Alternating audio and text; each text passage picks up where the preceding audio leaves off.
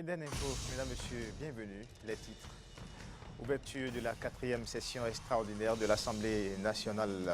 2 points inscrits à l'ordre du jour. Vous suivrez dans cette session d'information le compte rendu de Amen Didier Rumpé Noudji et de Romaric Devoshi. 17 personnes au moins ont été tuées lundi à Kinshasa dans des violences et pillages avant une manifestation hostile au président congolais Joseph Kabila, manifestation finalement interdite. Et puis hors du continent syrien, un raid aérien a touché un convoi et tué 12 humanitaires du Croissant Rouge et des conducteurs des camions qui devaient acheminer de l'aide dans la province d'Alep. Voilà donc les grandes articulations de cette édition.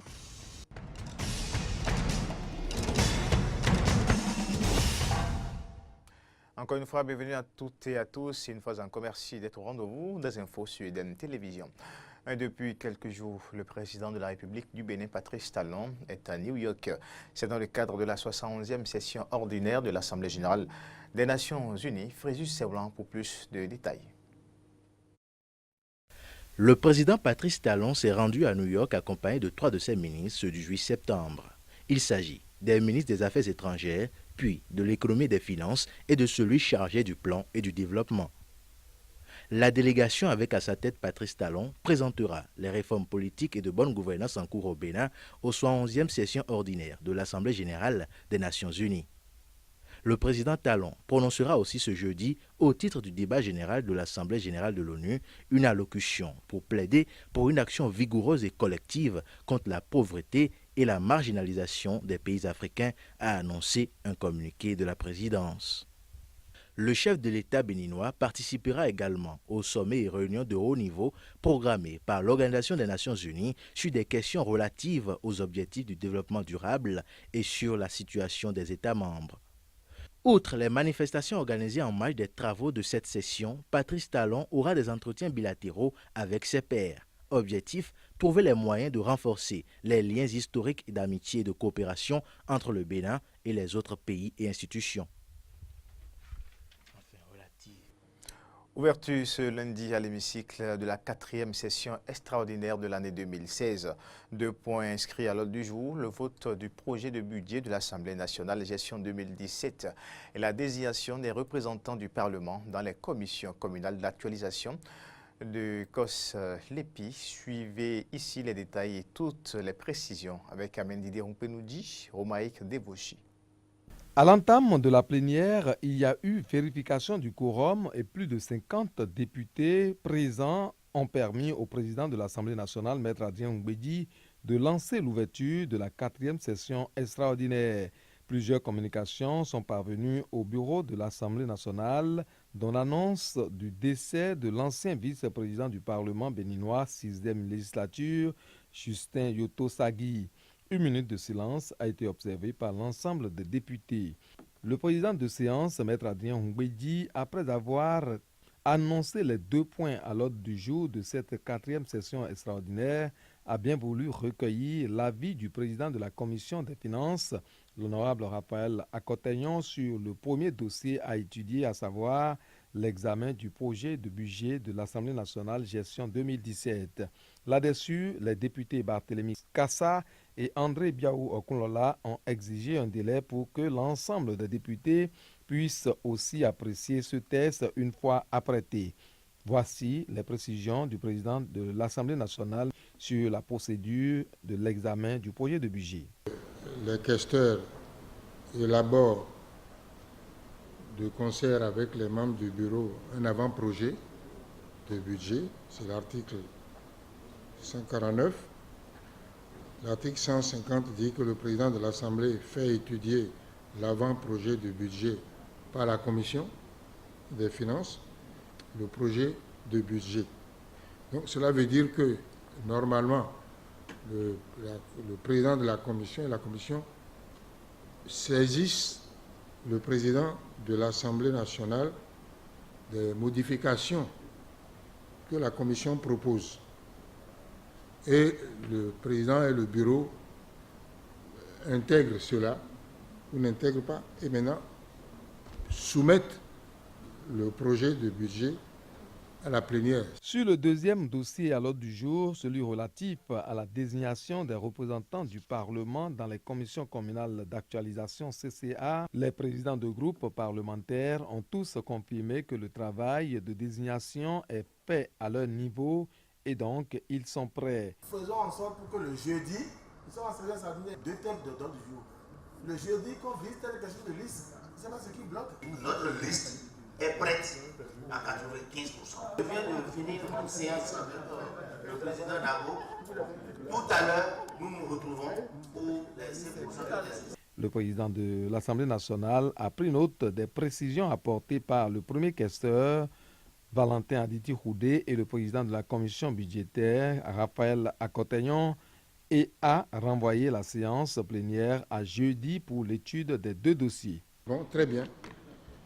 Donc la séance est renvoyée à jeudi matin pour l'examen des 2 points qui sont à l'ordre du jour.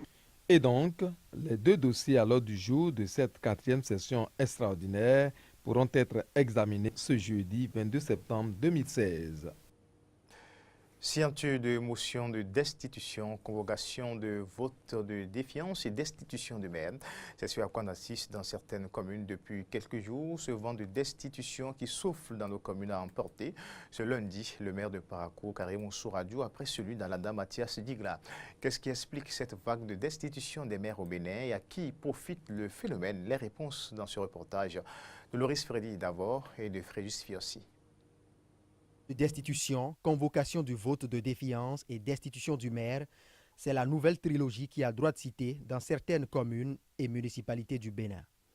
Et pour appréhender le phénomène, il convient de mieux apprécier les mobiles ou motifs de destitution. On évoque la gestion opaque et solitaire, ou la gestion autocratique et solitaire, donc de la gestion des PDC.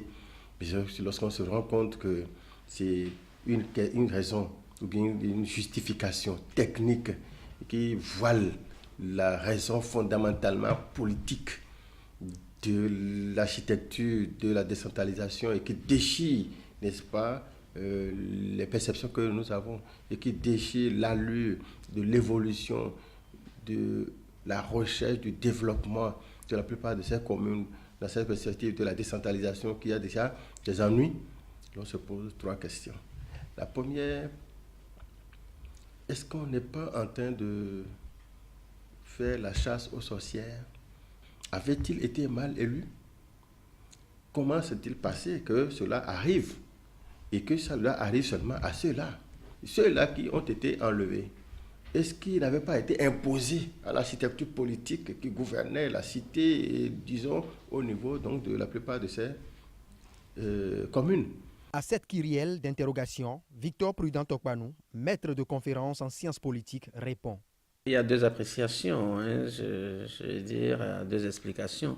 La première matérielle et la seconde substantielle. La première matérielle, ça veut dire simplement que la loi a prévu les procédures de destitution des maires. Donc dès l'instant où la loi l'a prévu, il faut bien qu'à un moment ou à un autre, on les mette en application. Par contre, c'est sur le plan substantiel qu'il y aurait beaucoup à redire.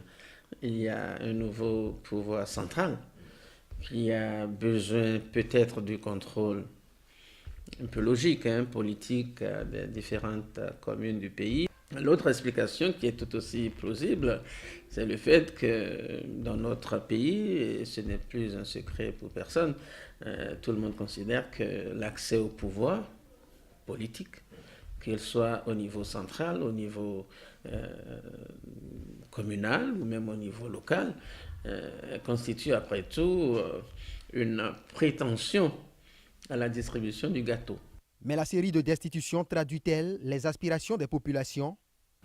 Dans l'esprit des élites, le peuple lui-même est complice, puisque le peuple lui-même ne les choisit qu'à condition qu'ils aient donné de l'argent. Lorsque nous voyons l'option du président de la République de ne pas aller dans la politisation des démarches de développement et que ces choses arrivent, je voudrais conclure qu'il y a forcément un mauvais départ dans ce nouveau départ pour ce qui concerne la gestion de nos communes. Intrigue politique, calcul des intérêts égoïstes ou trahison du peuple, telles sont entre autres les possibles lectures des destitutions des maires. En attendant la fin ou la poursuite du phénomène, d'Alada à Parakou, le vent de la destitution continue de souffler sur les communes. Autre information dans cette édition, ce jeudi 15 septembre 2016, la commission de négociation centrale syndicale gouvernement s'est réunie à l'Infosec de Cotonou pour débattre des revendications soumises par les responsables des différentes confédérations syndicales présidées par le ministre d'État en charge du développement Abdoulaye Biotchane.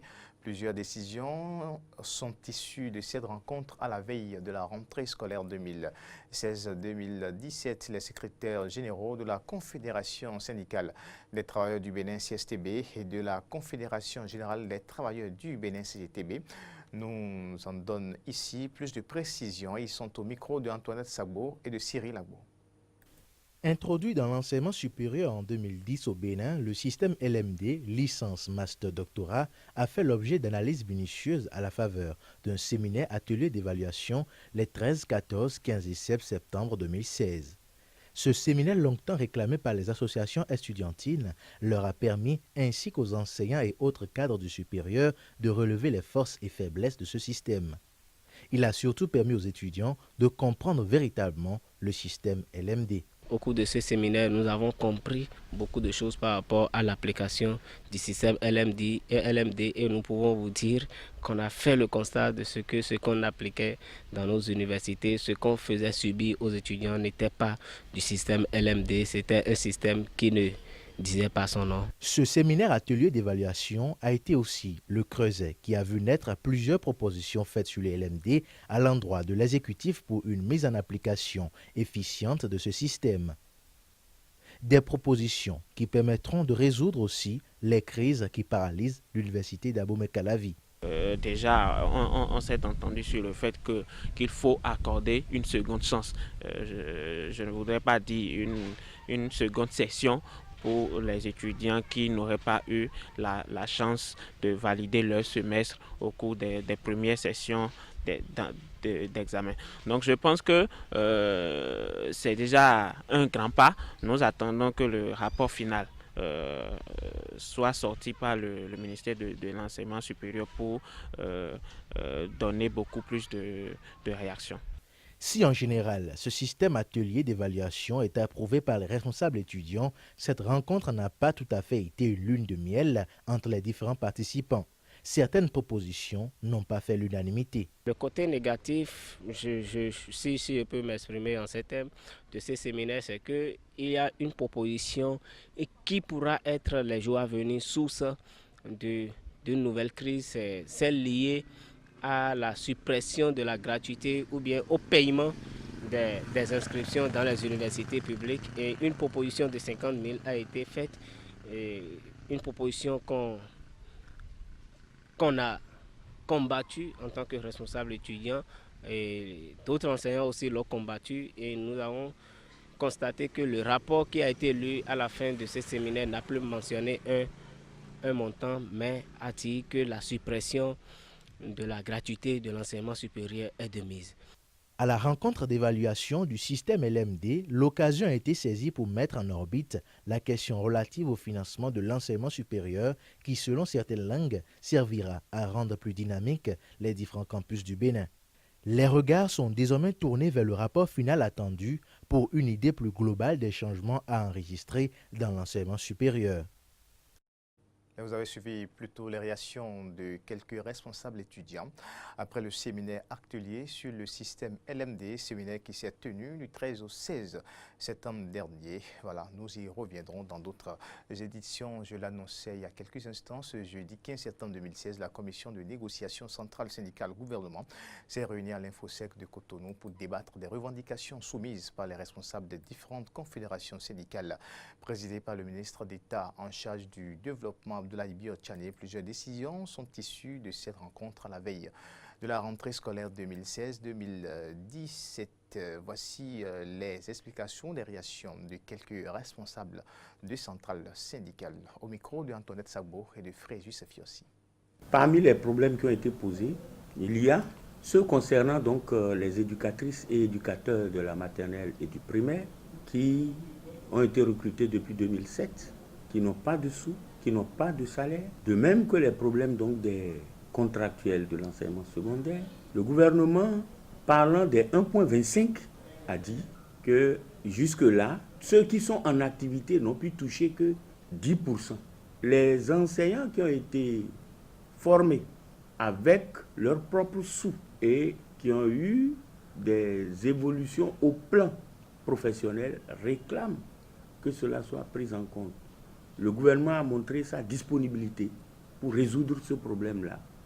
Quant aux enseignants de l'université et aux étudiants, le gouvernement dit qu'il va tenter de régler le problème de l'invalidation de l'année académique 2016. Sur l'ensemble des revendications, ils ont sélectionné celles qui concernent la rentrée scolaire universitaire. Par exemple, pour les frais de rentrée, ce qu'on appelle les primes de rentrée, les primes des zones déshéritées et autres, ils ont fait le calcul, ils ont dit le montant a été dégagé et mis à la disposition des ministres. Par exemple, pour ce qui concerne le recrutement, parce que là, c'est un facteur très important pour l'animation de la vie scolaire. Ils ont estimé qu'ils ne peuvent pas recruter ça avant le 3 octobre prochain parce que la manière dont on faisait les concours était suspecte. Si c'est comme ça et que ça continue jusqu'à la rentrée et que ce qu'on a promis est fait, moi je ne trouve pas de raison que la rentrée ne soit pas apaisée. Avant de retrouver l'interactualité, séance de travail ce lundi entre l'Agence nationale de la protection civile ANPC et les partenaires au développement. Objectif visé, faire le point des différentes situations de crise dans plusieurs localités du Bénin et solliciter l'aide de ses partenaires pour les actions que mène l'agence. Le point avec Horacia Djodji et Denis Marouya. Le Bénin est touché depuis plusieurs semaines par une série de sinistres observés dans des régions du pays. L'ampleur et la gravité de ces phénomènes suscitent des inquiétudes au sein de la population béninoise et face à cette situation, l'Agence nationale pour la protection civile a initié cette réunion avec les partenaires au développement pour solliciter leur aide multiforme afin de faire face aux différents sinistres. Mais avant l'appel à l'aide, l'ANPC a d'abord présenté les différents tableaux de ces catastrophes naturelles. Nous avons fait le point de Karimaman. Nous avons constaté qu'il y a plus déjà de 9000 ménages qui sont touchés par les eaux. Nous avons fait également le point au niveau de Malambine. Nous avons vu déjà qu'il y a plus de 1000 enfants de 0 à 5 ans également qui sont touchés effectivement par cette situation. Nous avons également fait le point de Avamé à Tori où il y a eu 90 blessés graves et déjà 17 morts. Donc nous avons également fait le point au niveau de Atiémé où probablement il y aura lâchage d'eau. Il faut signaler que les eaux sont déjà à 7 mètres de hauteur dans cette commune-là et viendront s'ajouter certainement les eaux du barrage Nagbeto. Également l'épidémie qui sévit actuellement au Bénin, c'est-à-dire l'épidémie de choléra. Et déjà à Cotonou, nous avons déjà plus de 290 cas. Au regard de ces constats, l'ANPC et ses partenaires ont convenu de mener des actions concertées pour résorber les problèmes liés aux sinistres que connaît le Bénin. En fait, à l'issue de ces réunions, ce qui a été retenu rapidement, c'est que nous repartions encore sur le terrain pour encore des statistiques plus approfondies, plus fiables, vous voyez, parce qu'il y a des normes qui encadrent tout cela. Les partenaires auraient voulu qu'on reparte encore sur le terrain. Concrètement, ce que nous voulons, c'est que chaque partenaire marque son engagement à faire quelque chose, soit fournir la ressource humaine de qualité, soit fournir le matériel, soit fournir les ressources financières et nous allons nous mettre ensemble pour le faire. Reconnues pour leurs nombreuses actions humanitaires, les structures présentes à cette rencontre s'engagent déjà à œuvrer pour l'épanouissement de ces populations. Avec l'expertise que Caritas a, nous avons déjà été associés par le maire d'Atiémé qui nous avait donc demandé de venir l'aider et de l'aider à peaufiner son plan d'action communal, ce que nous avons fait. Et nous l'avons dit, nous l'avons aussi souligné que les aquatables, nous allons donc essayer de fournir des aquatables pour justement que la population puisse avoir de l'eau potable. De cette réunion entre l'ANPC et les partenaires au développement, il faudra retenir qu'une synergie d'action est indispensable pour venir en aide aux populations des communes touchées par les catastrophes naturelles.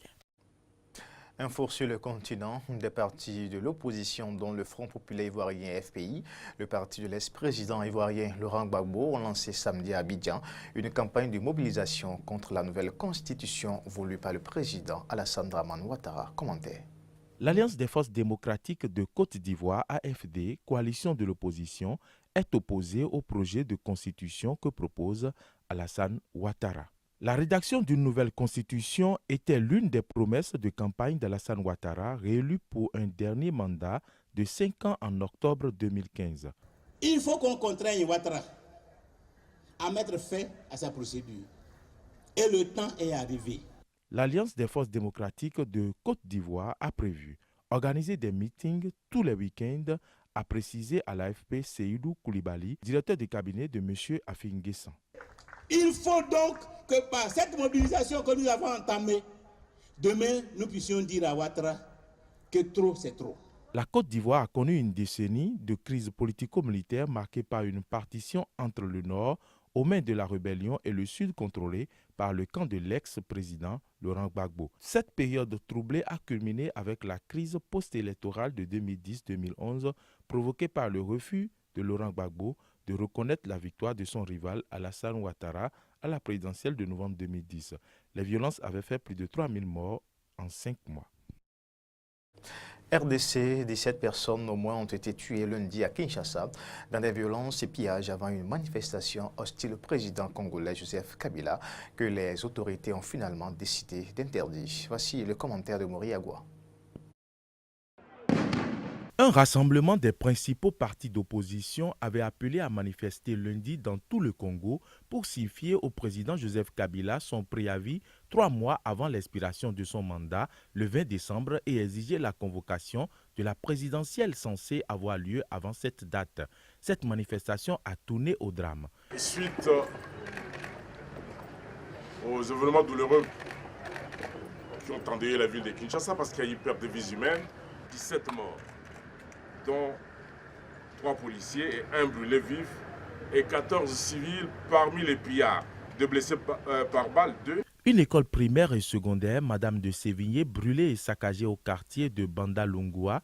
Il s'agit des pires violences enregistrées à Kinshasa depuis les émeutes anti-pouvoir de janvier 2015, au cours desquelles plusieurs dizaines de personnes avaient été tuées. Oui, le professeur Azuli Banga, il y a le sentinelle, le PL hospitalisé. Et il est là, le préfet, il a sauté le mur, vraiment, tous est blessé. Très véhément, des groupes de quelques dizaines à plusieurs centaines de jeunes ont affronté les forces de l'ordre en lançant en français « Kabila dégage » ou « Kabila doit partir ». Le gouvernement ne fléchira pas devant les intimidations des maîtres chanteurs qui redoutent les issues électorales qui pointent à l'horizon. Ceux qui ont été à la base de ces actes criminels doivent savoir qu'ils n'échapperont pas à la rigueur de la loi sans omettre les suites civiles des biens qu'ils ont endommagés. Je vous remercie. Habitué aux violences à caractère politique, Kinshasa avait pris des airs de ville morte ce lundi. Dans plusieurs quartiers, les écoles étaient désertes, les parents préférant garder les élèves à la maison. De nombreuses boutiques étaient fermées, la circulation était presque inexistante. Une atmosphère semblable régnait à Lubumbashi, la deuxième ville du pays dans le sud-est, où de nombreux soldats et policiers étaient déployés et où toute manifestation avait été interdite. De New York, le ministre des Affaires étrangères français Jean-Marc Ayrault a jugé très dangereuse et extrêmement préoccupante la situation en République démocratique du Congo.